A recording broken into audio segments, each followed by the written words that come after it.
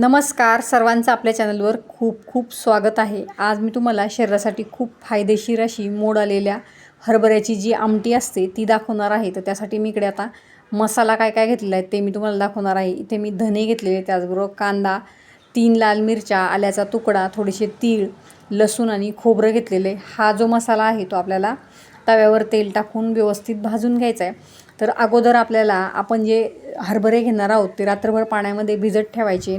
दुसऱ्या दिवशी आपल्याला ते पाण्यातनं काढून एखाद्या कापडामध्ये आपल्याला बांधून ठेवायचे, म्हणजे त्याला मस्त असे मोड येतात। तव्यावर मी इकडे धने, त्याचबरोबर लाल मिरच्या आणि लसूण टाकून घेतलेलं आहे। यातच आपण थोडंसं तेल टाकायचं आहे आणि तेलावर आपल्याला हे संपूर्ण मसाले भाजून घ्यायचे। अतिशय कमी तेलामध्ये आपल्याला हे मसाले भाजायचे, कारण नंतर आपण तेल वापरणारच आहोत भाजीमध्ये। तर फक्त एक छानशी चव येण्यासाठी म्हणून आपण ही प्रोसेस करायची असते।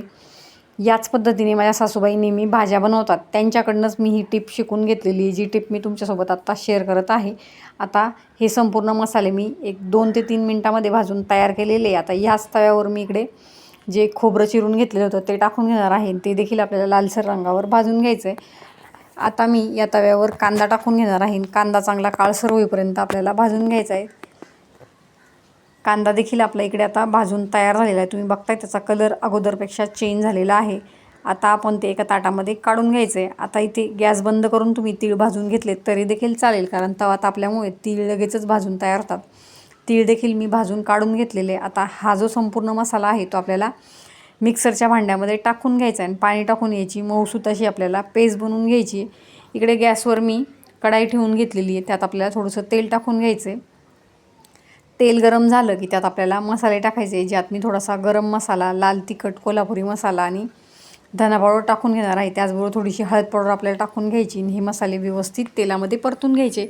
नंतर जो मसाला आपण मिक्सरला वाटून घेतलेला आहे तो देखील यात टाकून घ्यायचा आणि चांगला तेल सुटेपर्यंत आपल्याला 5 मिनिटासाठी हा जो मसाला आहे तो छान असा तेलावर परतून घ्यायचा आहे।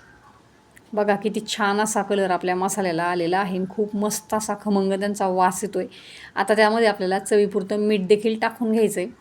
ही जी भाजी आहे ती बनवायला खूप सोपी आहे, त्याचबरोबर आपल्या शरीराला याचे खूप फायदे होतात। मोड आलेले जे हरभरे असतात त्यातनं आपल्याला भरपूर प्रमाणामध्ये प्रोटीन्स आणि फायबर्स भेटतात, ज्यामुळे आपलं डायजेशन सुधारतं। त्याचबरोबर तुम्हाला जर तुमच्या ब्लडमध्ये शुगर वाढलेली असेल तर ती शुगर कंट्रोल ठेवण्यासाठी, वेट मॅनेजमेंटसाठी या हरभऱ्यांचं सेवन तुम्हाला खूप फायदेशीर ठरतं। त्यामुळे तुम्ही ही जी भाजी आहे ती नक्की ट्राय करून बघा, चवीलाही ती खूप छान लागते।